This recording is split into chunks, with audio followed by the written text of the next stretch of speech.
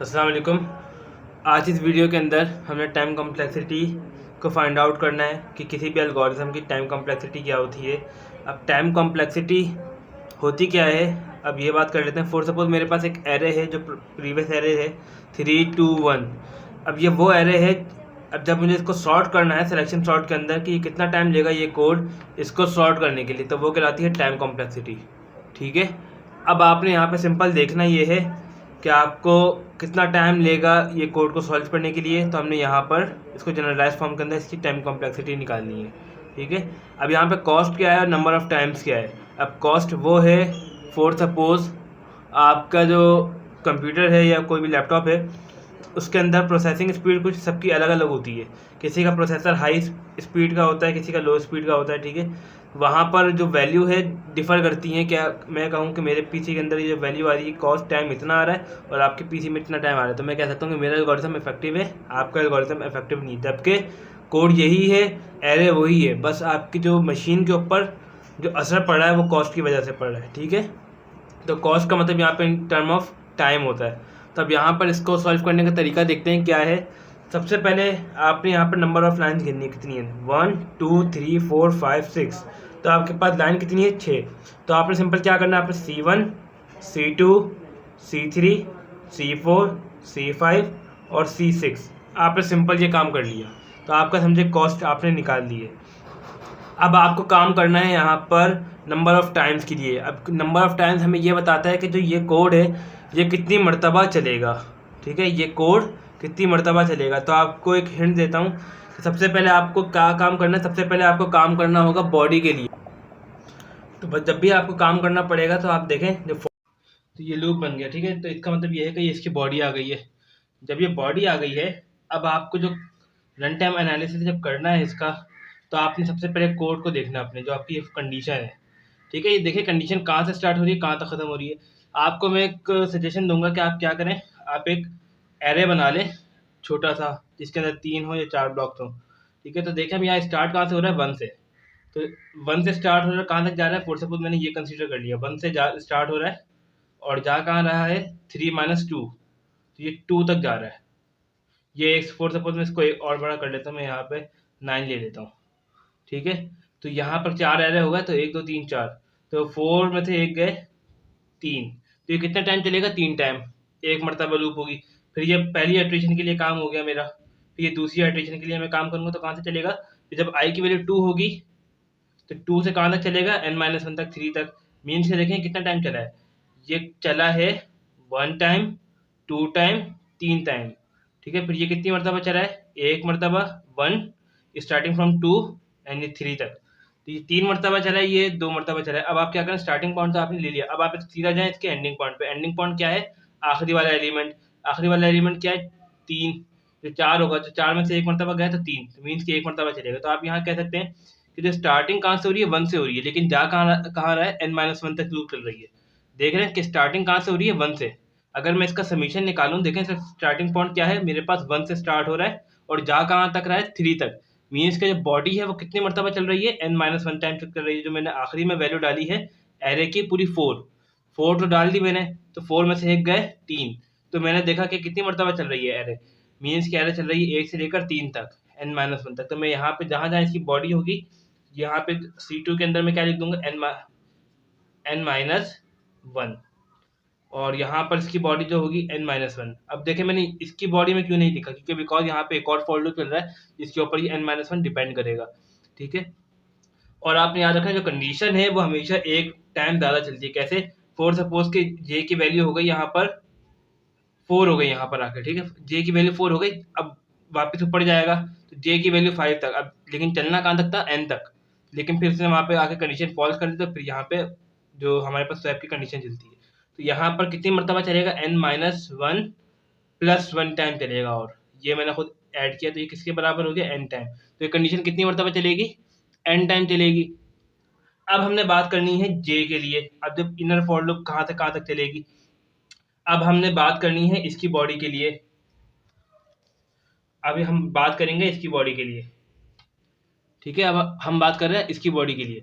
अब आप सिंपल यहाँ देखें कि ये कहाँ से कहाँ तक रन कर रही है। आप ये कहाँ से रन कर रहा है। अब मैं इसका टेबल बना लेता हूँ फॉर लूप का, ताकि और अच्छे से क्लियर रहे। फॉर चल रहा है j is equal to I plus one से कहाँ तक, n तक जा रहा है। ठीक है, यहाँ तक मेरे पास। तो आपने यहाँ पे ये लिखा, कंडीशन लिखी सबसे पहले। अब आपने यहाँ पे एक लाइन ड्रॉ की, यहाँ पे आप लिखें बॉडी, कि बॉडी कितनी मरतबा चलेगी। फिर यहाँ पर आप लिख लो फॉर लिख लो, या आप सिंपल यहाँ पे क्या लिख लो, कंडीशन लिख लो। कंडीशन लिख ली। अब देखें ये जो डिपेंड किसके ऊपर कर रहा है, ये आई के ऊपर डिपेंड कर रहा है। तो मैं इस साइड के ऊपर यहाँ पर आई की वैल्यू लिख लूंगा यहाँ पर। ठीक है, बिल्कुल इस तरह काम करना है हर कोड के लिए, ताकि आपको इजी लगेगा हर एक चीज़। तो अब देखें अब करना क्या है। जब आई की वैल्यू वन है, जब आई की वैल्यू क्या हो गई है, वन हो गई है, तो जे की वैल्यू क्या हो गई है, आई प्लस वन मीन्स के टू हो गई है। तो ये कहाँ तक जा रहा है, ये एन तक चल रहा है। ठीक है, ये कहाँ तक चल रहा है, एन तक। अब हम दोबारा इसको देखते हैं, थोड़ा सा गैप दे देते हैं, या इसको नीचे काम कर लेते हैं, ताकि काम करते रहे हम। अब इसी एरो को इनिशिएट लिया हुआ हमने। ये कहाँ से स्टार्ट हो रहा है, टू से स्टार्ट हो रहा है। स्टार्ट कहाँ से हो रहा है, टू तक। कहाँ तक जा रहा है, तीन एन तक जाएगा। एन मेरे पास क्या है, फोर। तो अब यहाँ पर देखें टू से फोर। अब मैं इसको यहाँ पे लिख देता हूँ रफर करके मैं यहाँ लिखता हूँ कि स्टार्ट कहाँ से हो रहा है, टू से, जा कहाँ तक रहा है, फोर तक। अगर मैं ये बात करूँ कि ये कहाँ पे एंड होगा, तो देखिए कहाँ से कहाँ तक चल रहा है, ये टू चलेगा, थ्री चल रहा है, और ये फोर चल रहा है। ठीक है, आपके पास एरे कितने थे, एक दो तीन चार, कितनी मरतबा चलना चाहिए था, यहाँ पर एक और आइट्रेशन होनी चाहिए। इसका मतलब क्या है कि ये कहाँ तक चल रही है, बॉडी चल रही है n माइनस वन तक चल रही है। ये पॉइंट अच्छे से क्लियर करना है। देखिए स्टार्ट कहाँ से हुई है, टू से थ्री फोर तक चलेगी वो। अब चल तो यहाँ तक रही है, लेकिन अब कंडीशन बॉडी कितनी मरतबा चलेगी, अब आपने गिनना है। यहाँ से देखें एक दो तीन टाइम चल रही है, लेकिन मेरे पास n कितना है, फोर। तो ये n टाइम नहीं चल रही, n माइनस वन टाइम चल रही है। मीन्स के जो भी वैल्यू आएगी उसमें से एक कम कर दो। तो बॉडी कितने टाइम चल रही है यहाँ पे, n माइनस वन टाइम चल रही है यहाँ पे। और जो कंडीशन होगी वो हमेशा एक ज़्यादा चलती है। तो n minus one plus one n हो गया। बिल्कुल इसी तरह आई टू रखेंगे तो जे यहाँ पे क्या हो जाएगा, थ्री हो गया। थ्री से कहाँ तक जाएगा, n तक। अब इसको भी चेक कर लेते हैं एक मरतबा। अब थ्री से फोर तक जाएगा, थ्री से कहाँ तक जाएगा, फोर तक जाएगा। तो इसका क्या मतलब है, कहाँ तक जा रहा है, ये थ्री चलेगा और ये फोर चलेगा। तो ये भी कितने टाइम चल रहा है, ये अब चल रहा है n में से दो निकाल दो, मीन्स के टू टाइम चल रहा है ये n माइनस टू। तो ये n माइनस टू टाइम चल रहा है। अब बिल्कुल इसी तरह सो ऑन। अब जब i की वैल्यू क्या हो जाएगी, n माइनस वन। जब i की वैल्यू क्या हो गई है, n माइनस वन, तो ये j कहाँ तक चलेगा, देखिए n minus one plus one, तो ये कैंसिल आउट हो गया। j कहाँ तक चल रहा है, n तक, और ये जाएगा कहाँ तक, n तक। अगर मैं इसकी बात करूँ तो देखें क्या क्या चलेगा, ये चलेगा n से लेकर n तक, मीन्स के वन टाइम चल रहा है ये कितना टाइम चल रहा है, बॉडी चल रही है वन टाइम, क्योंकि n से n तक जाना है। n से n का मतलब ये है कि n मेरे पास किसके बराबर था, फोर के। तो ये फोर से लेकर कहाँ तक चल रहा है, फोर तक। तो ये बराबर हो गया, फोर से लेकर फोर तक, मीन्स के एक टाइम चल रहा है। और कंडीशन कितनी मरतबा चल रही है, दो टाइम। और यहाँ पर n माइनस वन इसके अंदर करना पड़ेगा, n minus two plus one, तो ये किसके बराबर हो गया, n माइनस वन के बराबर हो गया। अब जब हम इसको समीशन निकालेंगे, अब इन दो पॉइंट का, अब इसको मैं यहाँ कर लेता हूँ। अब जो मेरी बॉडी है वो देखें किस तरह चल रही है। बॉडी का अगर मैं समीशन निकालूंगा तो वो किसके बराबर है, n माइनस वन से लेकर सो ऑन, वन से स्टार्ट हो रहा है। अब एक मैथ की एक सीरीज है जो कि याद रखनी है। वो क्या है, अगर कुछ फॉर्मेट इस तरह लिखा हुआ हो, one two plus three and so on, और ये जाता जाए एन तक, तो ये चलता है। जो इसका फॉर्मूला होता है सिंपल, वो होता है n into n plus one, ठीक है, अपॉन टू। और अगर वन टू प्लस थ्री ये चलते जाए एन माइनस वन तक, तो इसका एक फार्मूला होता है। तो ये एन माइनस वन इसका फार्मूला होता है, और अपॉन में टू।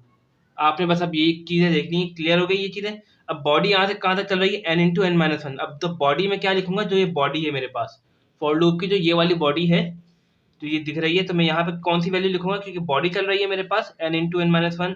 तो मैं यहाँ पे क्या लिख दूंगा, n into n minus one upon two. और बिल्कुल ये इसी तरह सेम रहेगी, क्योंकि ये बॉडी है। आगे बिल्कुल सेम हो गया। अब देखें फॉर लूप की कंडीशन कितनी मरतबा चलेगी। कंडीशन कितनी मरतबा चल रही है, टू टाइम। अब टू से स्टार्ट हो रही है, मैं कंडीशन की बात कर लूँ तो कंडीशन कहाँ से चल रही है, एन से लेकर टू तक। मीन्स के अगर मैं इसको अपवर्ड डायरेक्शन में देखूँ तो स्टार्ट हो रहा है टू से लेकर वहाँ तक। अब ये वन यहाँ पर है, अगर मैं वन वहाँ भेज दूँ इस तरफ, तो ये क्या हो जाएगा, तो 2+3 प्लस कंडीशन चलती रहेगी n तक, तो ये बराबर हो जाएगा n/n+1/2 -1। -1 कहाँ से आ गया, यहाँ पे प्लस था, वहाँ जाके क्या हो गया, माइनस हो गया। तो मैं यहाँ पे क्या लिख दूंगा, n/n+1/2 -1। तो ये इसकी टाइम कॉम्प्लेक्सिटी थी। ठीक है, तो हमने ये काम कर लिया। अब आपको सिंपल करना क्या है, अब आपको यहाँ पर करना ये है, अब जो कॉस्ट है और जो नंबर ऑफ टाइम है, अब आप इनको क्या करते हैं, मल्टीप्लाई करवा दें। अब जब मल्टीप्लाई इनको करवाएंगे तो आपके पास सिंपल क्या आ जाएगा, जो बिग ऑफ टाइम है, जो टाइम है इज इक्वल टू किसके बराबर हो जाएगा, C1 इंटू जो कॉस्ट आई है आपकी, ये क्या आई है आपके पास, n आया था, ये n, फिर बीच में प्लस करें, फिर C2 इंटू n-1।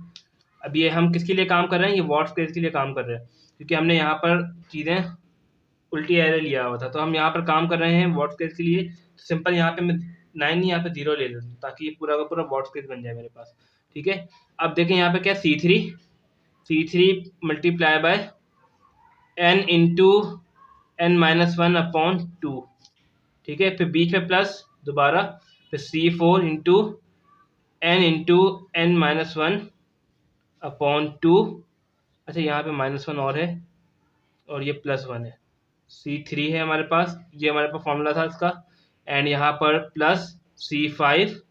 तो C5 भी बिल्कुल सेम है, तो यहाँ पे n into n-1/2 plus C6 n-1। तो ये आपके पास कुछ इस तरह की वैल्यू आ जाएंगी। जब ये वैल्यू आ गई है, तब आपने सिंपल करना क्या है, देखें, अब आपको सिंपल यहाँ पर t इज इक्वल टू, अब आपको इन दोनों को मल्टीप्लाई करवाना है, तो C1n। ठीक है, अब इन दोनों को मल्टीप्लाई करवा दें, C2n माइनस C2 प्लस, अब यहाँ पे आप एल्सियम ब्रेक कर दें। अब इसको मैं बता देता हूँ, n into n minus one है, n into n minus one upon two plus one है। इसका स्क्वायरिंग करेंगे क्या हो जाएगा, n square plus n upon two. अब आप इसको ब्रेक कर दें, n square upon two plus n upon two. तो मैं यहाँ पे एल्सियम ब्रेक कर रहा हूँ, सिंपल यहाँ पे C3 आ गया, C3 n square upon two plus, अब यहाँ से n/2 C3। अब देखिए ये -1 है ना, यहाँ पे 2 नहीं है, तो आप यहाँ पे क्या करेंगे, C3 को डायरेक्ट इसके साथ मल्टीप्लाई करवा देंगे, तो -C3 आ गया। अब यहाँ पर क्या करेंगे, बिल्कुल यही काम करना है इसी तरह, तो ये C4n² अपॉन 2 बिल्कुल सेम है ये वाला काम, बट यहाँ पर क्या था, यहाँ पे प्लस था, यहाँ पे माइनस है, तो -n/2 C4 प्लस, अब ये बिल्कुल यहाँ पे भी यही काम करना है, C5n² upon 2 -n/2 C5, and यहाँ पर क्या कर देंगे, मल्टीप्लाई, तो C6n माइनस C6। अब आपने करना क्या है, अब आपको यहाँ पर सेपरेट करना है, एन स्क्वायर आपको अलग करना है और एन अलग करना है। तो मैं यहाँ पे सिंपल अलग करके लिख रहा हूँ, तो देखें क्या काम कर रहा हूँ मैं यहाँ पे। अब मैं एन स्क्वायर में देख रहा हूँ कि एन स्क्वायर का है, मेरे पास एन स्क्वायर ये दिख रहा है, तो मैंने सिंपल एन स्क्वायर मैंने बाहर निकाल दिया। ठीक है, अब एन स्क्वायर की वैल्यू दिखनी है, देखें यहाँ पे एन स्क्वायर निकाला तो क्या बचेगा मेरे पास, C3/2, एंड यहाँ पर क्या है मेरे पास, ये प्लस के अंदर है, कुछ नहीं है तो प्लस है, तो प्लस C4/2 इस तरह आ गया, और यहाँ पे भी इसी तरह C5/2। तो आपके पास ये फॉर्मेट पूरा हो गया। अब आप क्या करें, प्लस साइन लगाएं, अब आप यहाँ से निकालें n बाहर। ठीक है, आपने यहाँ से क्या निकाला, n बाहर निकाला।